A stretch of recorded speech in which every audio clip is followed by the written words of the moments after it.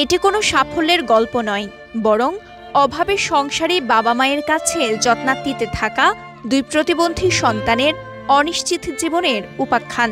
দুই প্রতিবন্ধী ভাই বোনের গন্তব্যহীন কঠিন জীবনে সহায় শুধুই মহান সৃষ্টিকর্তা আর মা বাবা। পার্বত্য জেলা খাগড়াছড়ির পানছড়ি সদর ইউনিয়নের কলাবাগান গ্রামের আব্দুল আলী ও হামিদা বেগমের সংসারে বেড়ে উঠছেন তাদের দুই প্রতিবন্ধী সন্তান শাহানা ও হামিদ। ছোটখাটো গড়নের ভাই বোন দুজন শারীরিক প্রতিবন্ধী।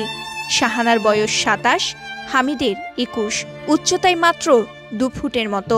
হামিদের দিনের অধিকাংশ সময় কাটে মায়ের কোলে, অন্যদিকে শাহানার সময় কাটে নিজের মতো, পাতিল মেজে, পান খেয়ে আর বাগানে পানি দিয়ে।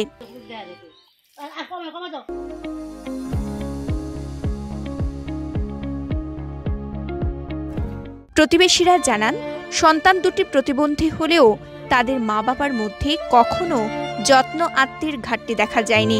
কষ্ট হলেও দীর্ঘ সময় ধরে সন্তানদের লালন পালন করে আসছেন তারা। এদের মা বাবারা অনেক দীর্ঘদিন যাবৎ অনেক কষ্ট করে লালন পালন করতেছে। আজকে মনে হয় এই 29-30 বছর হবে। অনেক কষ্ট করে মানুষ করতেছে। এরা খুব গরিব মানুষ, এরা বহুত কষ্ট করতেছে।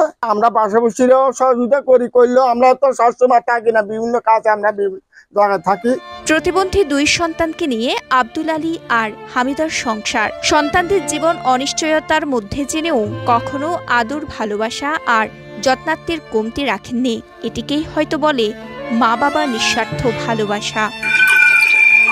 পার্বত্য জেলা খাগড়াছড়ির পানছড়ি থেকে শাহজাহান কবির সাজুর পাঠানো তথ্যচিত্রে সাফা মারোয়া, কালের কণ্ঠ।